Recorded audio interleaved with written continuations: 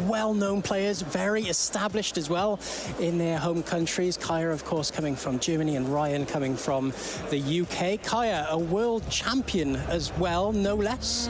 But Ryan, of course, been around the block himself. Ryan, I know, is such a fantastic, well-known UK player with some fantastic accolades. That's so fantastic to hear. Love to hear that we're always getting a masterclass over here on our special event main stage.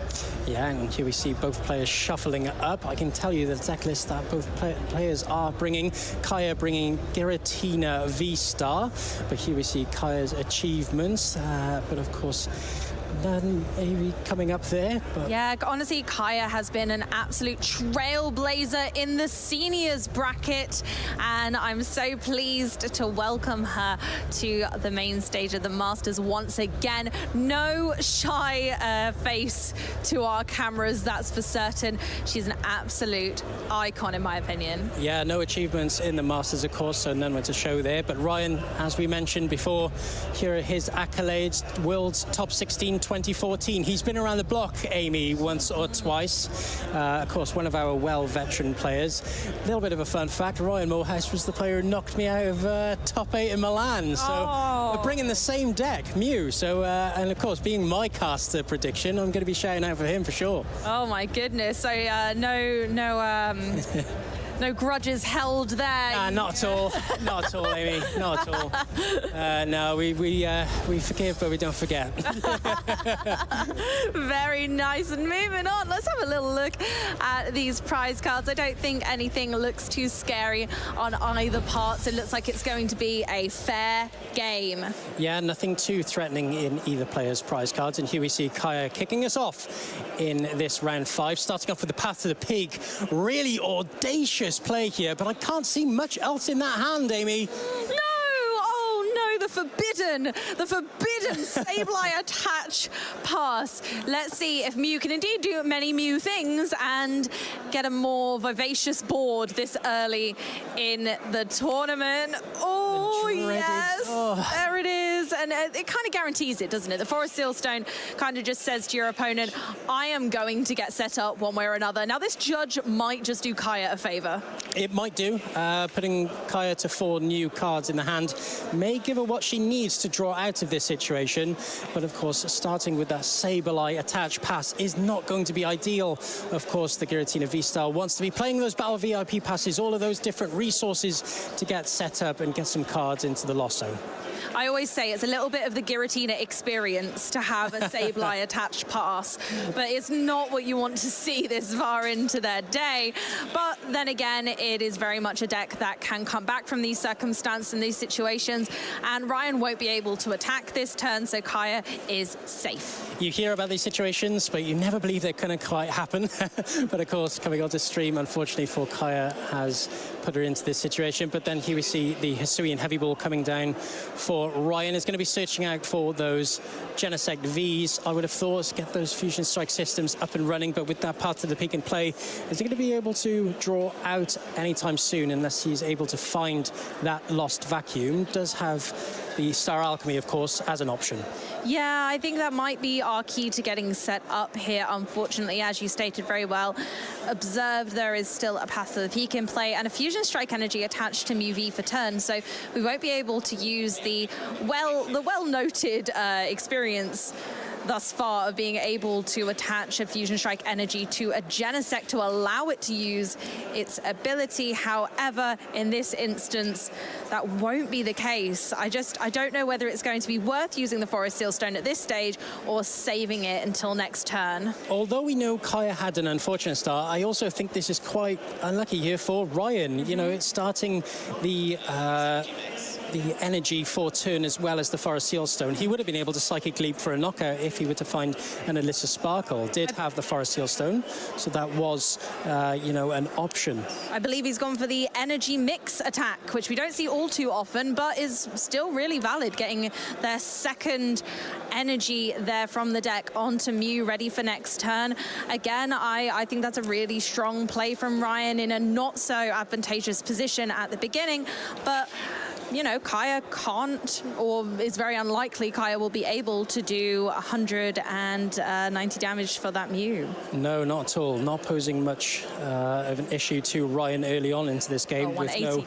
With no Giratina V on the bench, not even a Comfey either, but with a Nest Ball, fortunate from that judge there to draw into a Colress's experiment as well as those Nest Balls. So we're going to be starting to see those flower selectings a little bit, not too late for Kaya, of course.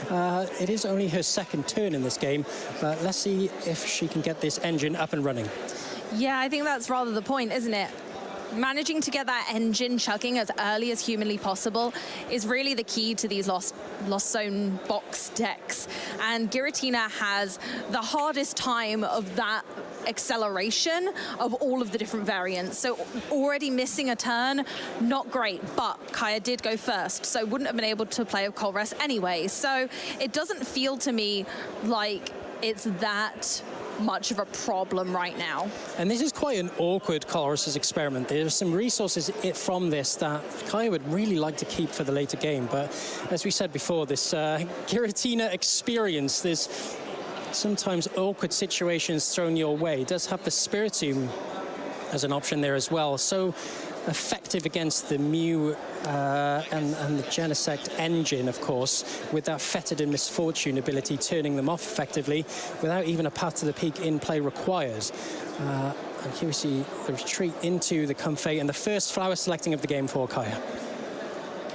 Kaya, yeah, I think she's debating whether to use the Nest Ball first so that a basic Pokemon is not a flower select target here, and I think, yeah, she's going to go for both Nest Balls to thin the deck of basic Pokemon, making sure they are not having to be a choice of that flower selecting, making sure the deck is as thin as possible and as fruitful with options that Kaya does want to take as humanly possible, making sure that every ball is in Kaya's court. Yeah, we saw how awkward that Colress experiment was on that first time, but of course using those two Nest Balls will thin the deck out, as you mentioned, of two more basic Pokemon to make those flower selectings just a little bit less painful for the future turns. And of course we mentioned how Giratina likes to get set up early and likes to put those cards in the Lost Zone as quickly as possible to start using those Mirage Gates and, you know, start putting in some damage against their opponents. But of course Kaya just a little bit a turn too late, of course, in this setup, but I don't think this is going to be much of a problem given that Ryan's start hasn't been as optimal himself.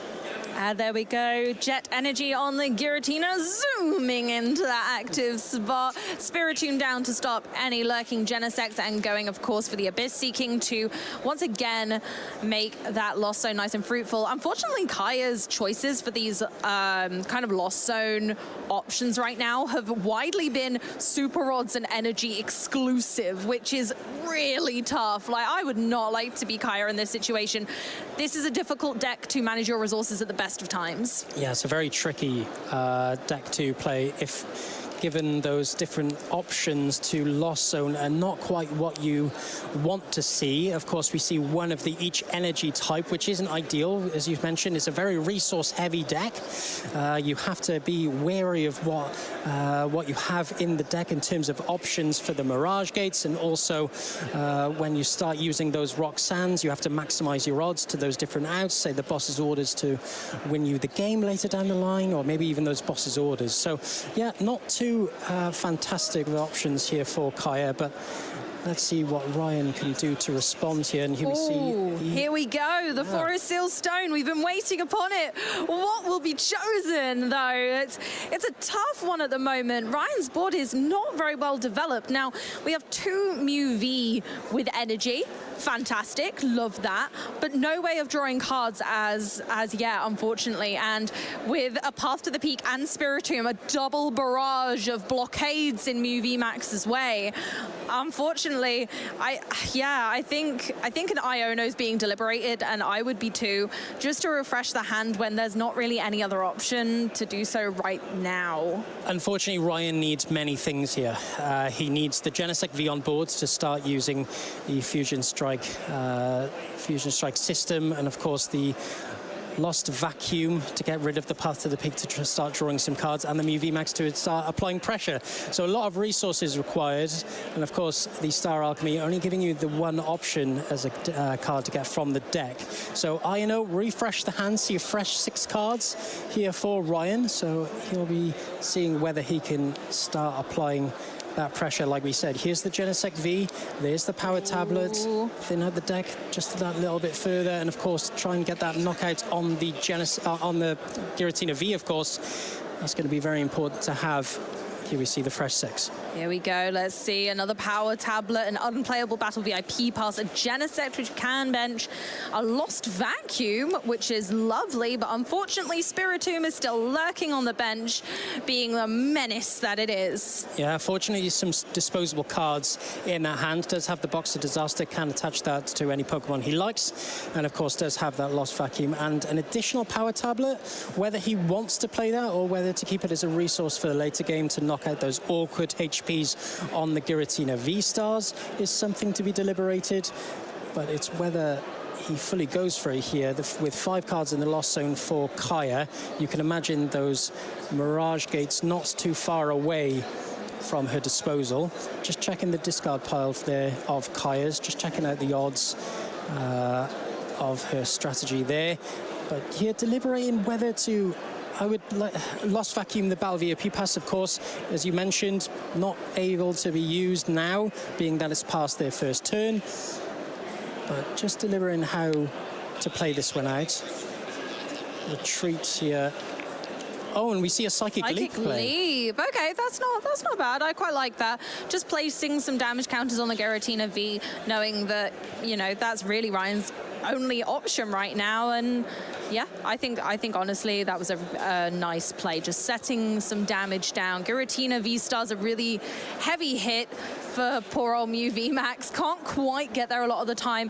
Feels wasteful not to use the power tablet when it had been played. So personally, I really like that. It will be difficult for Kaya to kind of take the damage off the Giratina in any way. So yeah, no, I think it's totally valid to decide to make it easier in the future for himself. Yeah, it puts those Giratina V-Stars, like you said, to a manageable HP for a future knockout.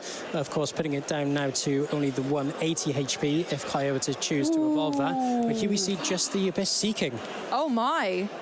Both players are having such a shaky start. Neither deck is giving an inch. They really are not setting up in the way that kind of each trainer has planned. Yeah, and again, another very awkward cards pool there from the Abyss Seeking. Quite a resource-heavy 4 cards. The Roxanne quite pivotal in the strategy of the Giratina V-Star deck. Of course, wants to be able to use those different comeback mechanics, like the Path to the Peak, like the Roxanne, as an added disruption as well, to start taking out those big knockouts with the Giratina V-Star. But here we see Ryan Morehouse using that Lost Vacuum, getting rid of that Battle VIP pass like we spoke about. Here we see just delivering where to put the Box of Disaster as well. I think it's a bit interesting at this stage. Kaya was on 7 in the Lost Zone, and moving her Path to the Peak into her own Lost Zone puts her 1 Colress Experiment off of that big number 10 for Giratina V-Star. Yeah, of course, even flower selecting as well. You know, just the 1 more into the Lost Zone, like you said, very pivotal to start using that Giratina V-Star for both attacks. And of course, here we see another Judge, just that added layer of disruption there for Kaya. Of course, those Lost Zone decks quite fragile when you start disrupting them to lower hand sizes, because of course they like to keep those hand sizes big with the Colress, playing Colress after Colress in additional to the flower selecting. You see a lot of cards. The main strategy here for Ryan is to start disrupting as early as possible to keep that engine just lower down a little bit so the power doesn't come straight back at you. Yeah, not wrong at all. There's the fourth, the judge. Let's see if they are any better. We got the Feather Ball, so we can finally get a Mew VMAX in play. Feather Ball's a lovely little card, but quite specific to this deck. You can search your deck for any Pokemon that has 0 retreat cost. Doesn't come up super often, but in Mew VMAX, a fantastic addition to the deck, keeping things nice and consistent. You can always get your Mew V and Mew VMAX with that one.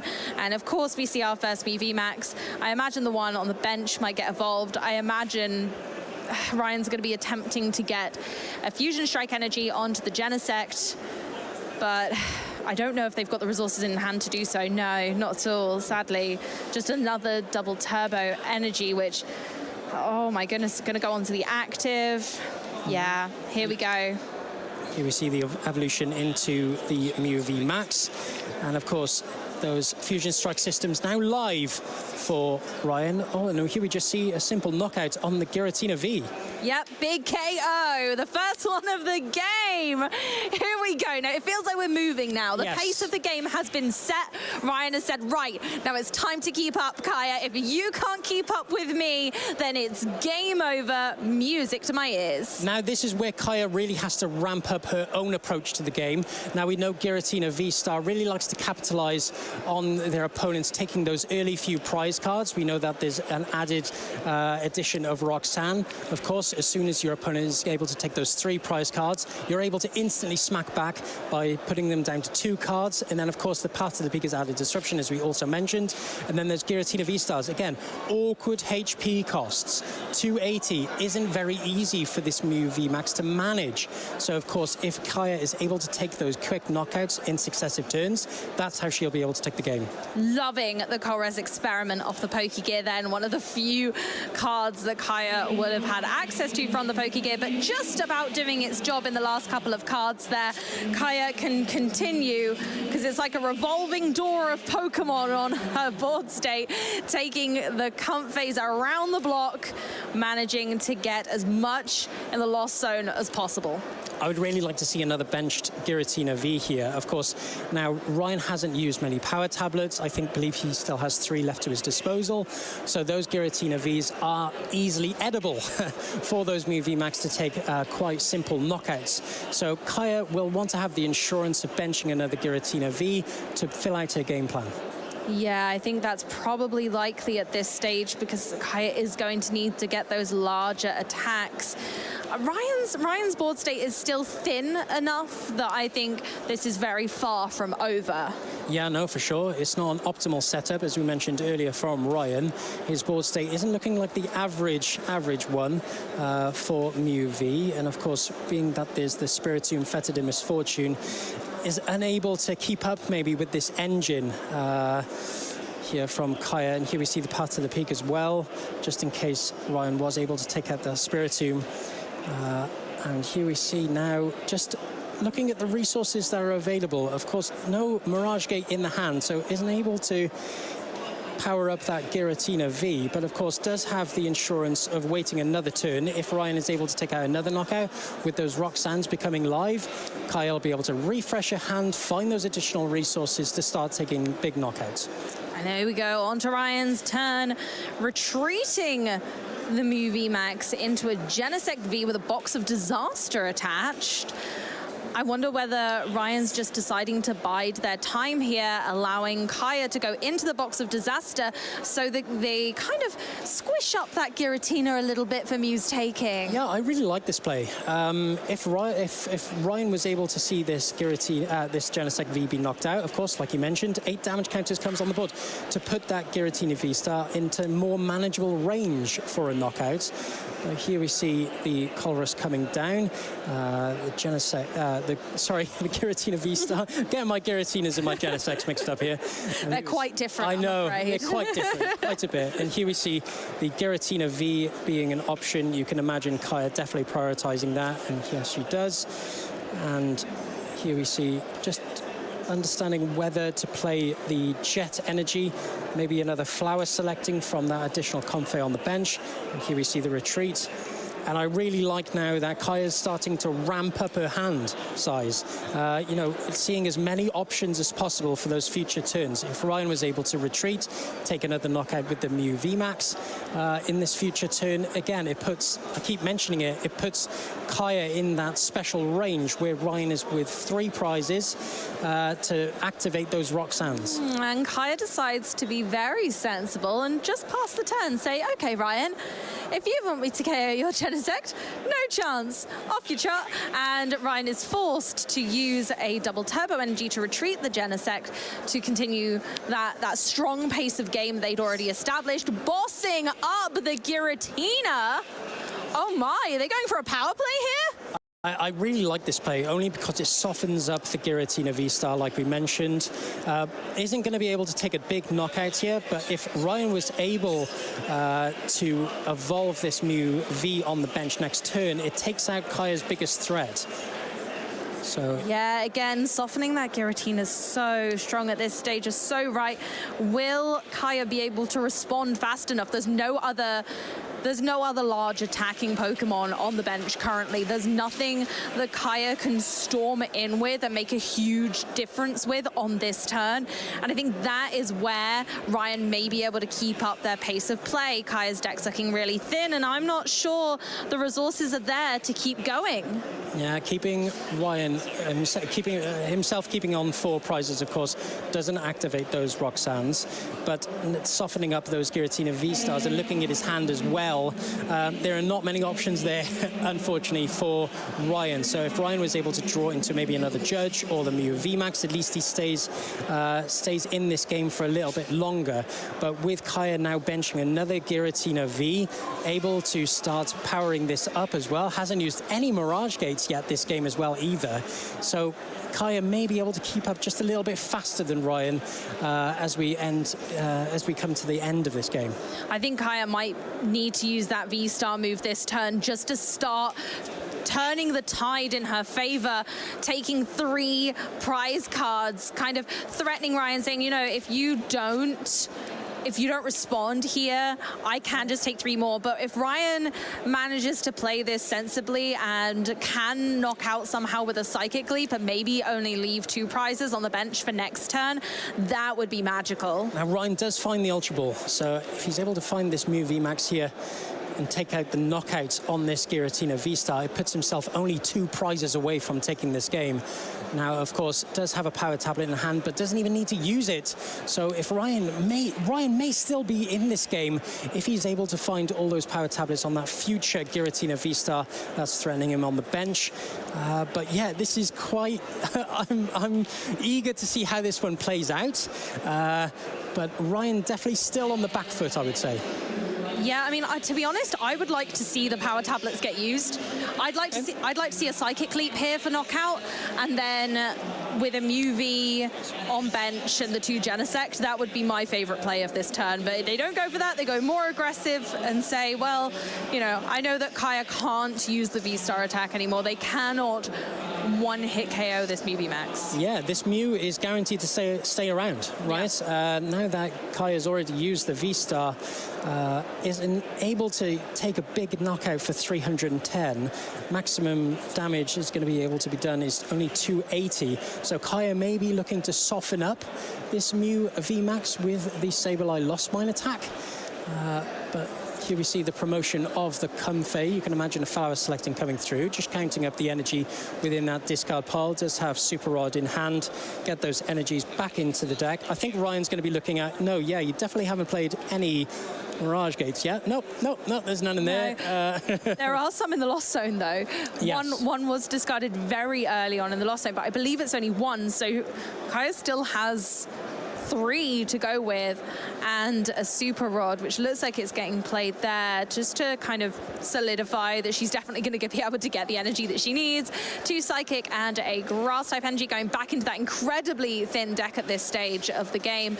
But that's kind of nice. Kaya gets to tailor her kind of top decks, and she might be able to, in some way, make sure that what she would like is relatively near the top, like somewhere within draw range, you know? Kaya has various approaches that she can take for this game now. She can try and soften up this Mew VMAX, like we said, or go for a boss play and simply take out 2 of these Genesect Vs. We know that boss is in hand. Even Countercatcher is an option as well for Kaya, now that Ryan's on only 2 prizes. But I love the Roxanne here. I absolutely adore this, knowing that she has absolutely strangled any way of Ryan being able to draw cards out of his deck, and making sure that Path is down, Spiritom's down. Ryan could probably do nothing about it. I think disrupting Ryan down to 2 cards here is the perfect timing. It's beautiful. Yeah, the ultimate disruption is on board as well for Kaya. Spiritomb, Fetid in Misfortune, and the Path to the Peak. Draws right back into that Countercatcher as well. Benches down that Cramorant, of course, now thinning the deck out of even one more Pokemon if a Judge was to come down, but goes for the Lost Impact on that Mew VMAX, doing 280 damage. I'd say that is one of the most impactful moves of this game, because the fact of the matter is, I don't know if Ryan's going to be able to do anything now. With 2 cards and no draw, well, three now thanks to the draw for time. It looks like, oh, is one of them one is a Mew, a Genesect, and a Featherball. No, that's just not enough. There's not enough to save this poor Mew VMAX. If it's Psychic, it could Psychic Leap. He can bench the Mew, it can Psychic Leap. Ryan can keep himself in this game, but it is absolutely not an ideal play. Yeah, he's in Top Deck City mode. I don't like Top Deck City. It's not a nice place. Benches down that Mew, opts to retreat into it, and I think he's just going to go for the pass. Oh, and it's a scoop there from Ryan. He's saying, you know what, no, I'm too far behind now, I don't think I can manage. Oh my word, incredible show from Kaya, bringing it back from that start with just Sableye and an energy. Yeah, showing the power of the Spiritomb as well. That Fetid in Misfortune certainly was the story to write there for Ryan. Unable to draw from those Genesects, unable to keep his engine alive, really, to stay in the game, and was just unable to keep up with Kaya's ongoing pressure of those Giratina Vs and V-Stars. Yeah, Kaya's plays there were beautiful, absolutely exquisite.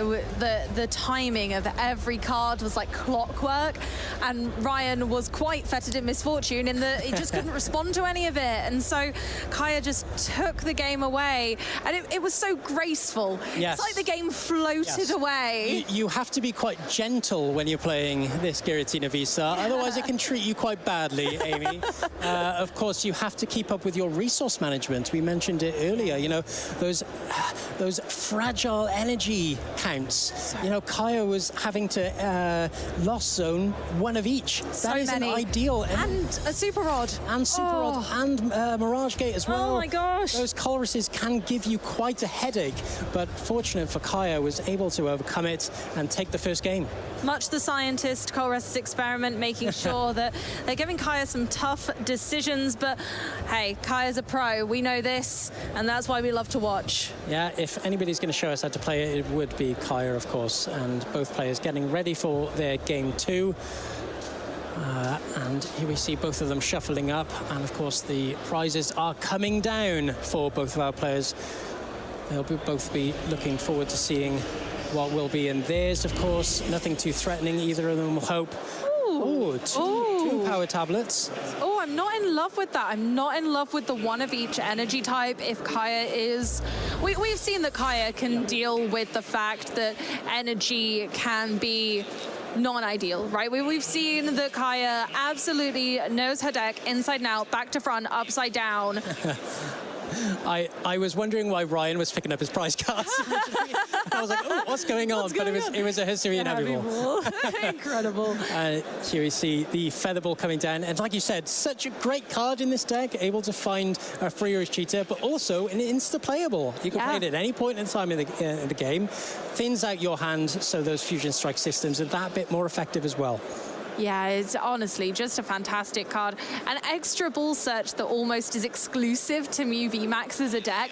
There are a few other decks that could utilize it, but not as effectively as Mew. Not yet, anyway. No, not many, Amy. And Ryan, this time making sure those Genesect are high and dry on the board nice and early before Kaya has any opportunity to go Spiriting Path, shush. Yeah, going to be looking to use as many Fusion Strike systems as possible before that Fetid and Misfortune comes down.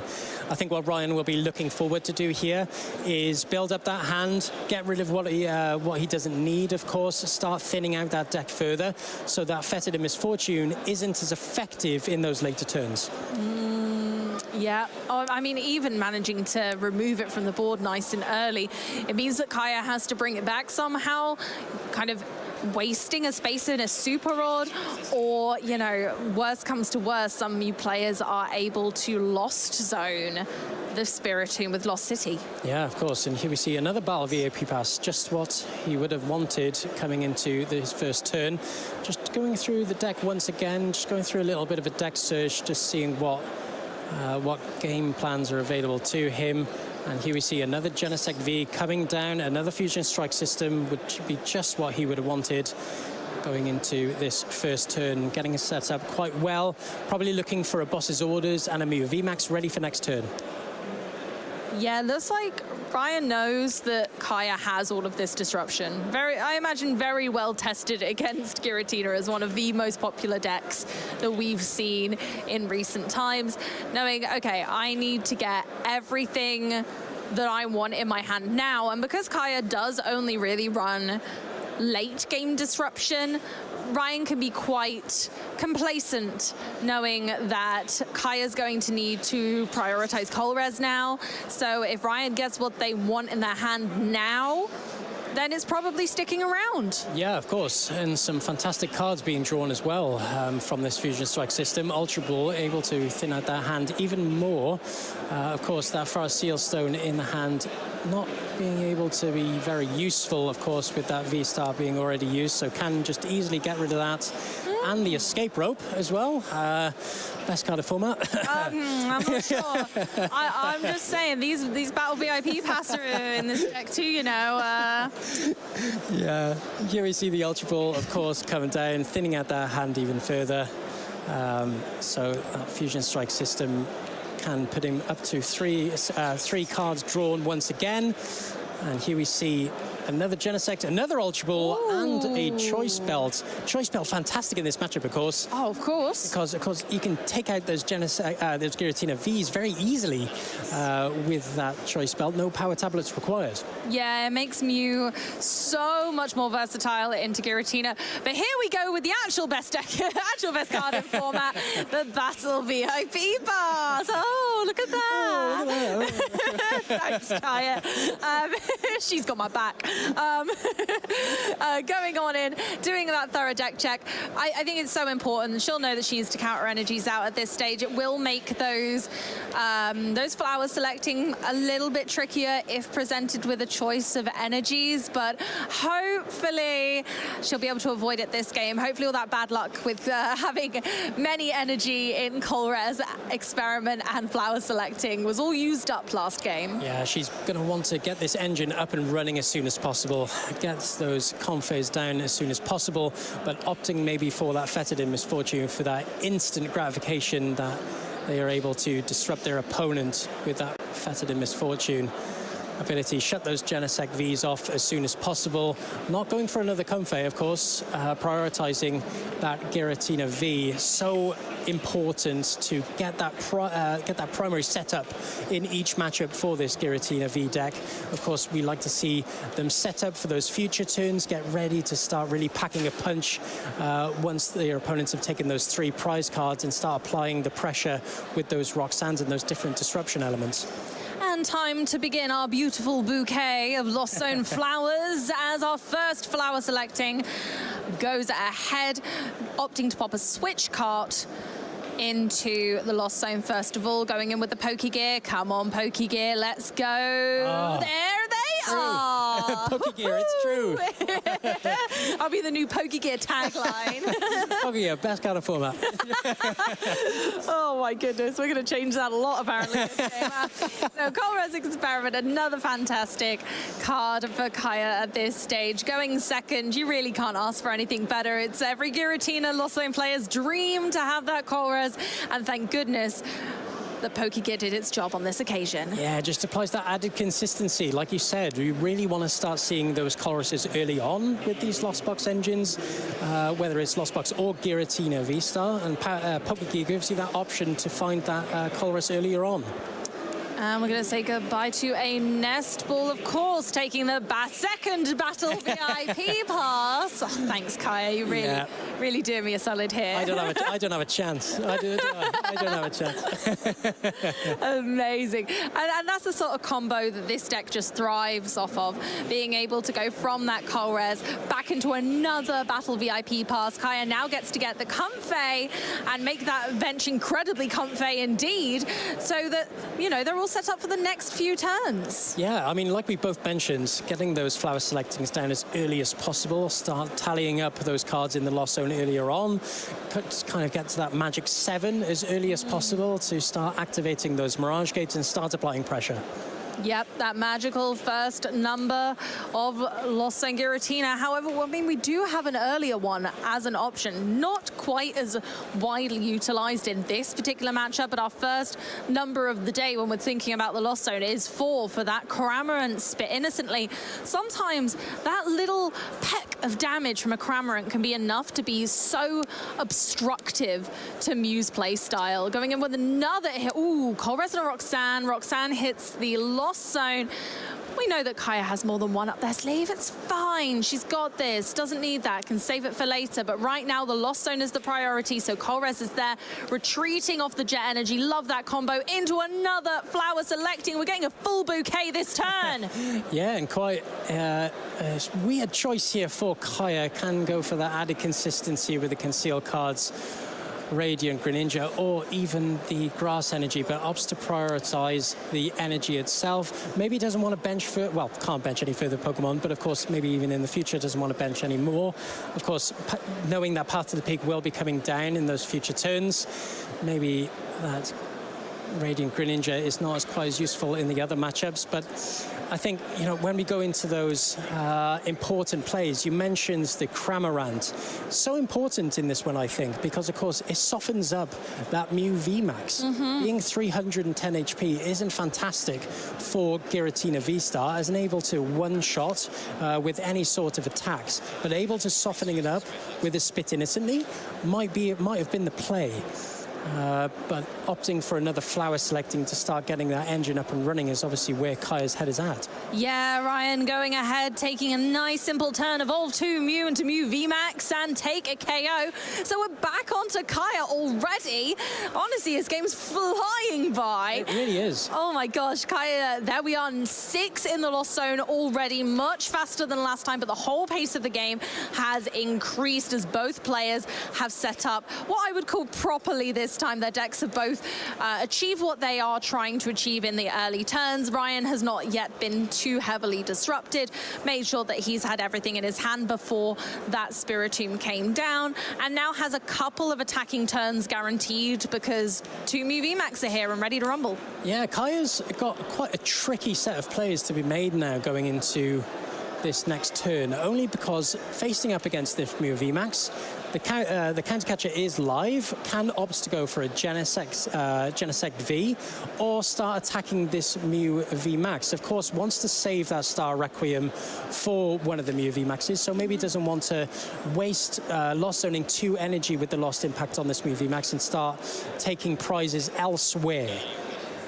I don't know. The Lost Impact also helps you to increase that Lost Zone itself. So if you leave yourself on 8, like now, go for the Lost Impact. Then you put yourself on 10, ready for the next turn. Yeah. And then if you manage to hit the Mirage Gate onto the second Giratina, then you're nice and set. And I feel like that's a really lovely combo. And with the energy that's quite clearly in Kaya's hand right now, I feel like the possibility is there for that exact combo. Yeah, can does have Boss's Orders also as an option here. Can, like we said, take out one of those Genesect Vs. Will be easy, but goes for the Lost Impact maybe on the VMAX.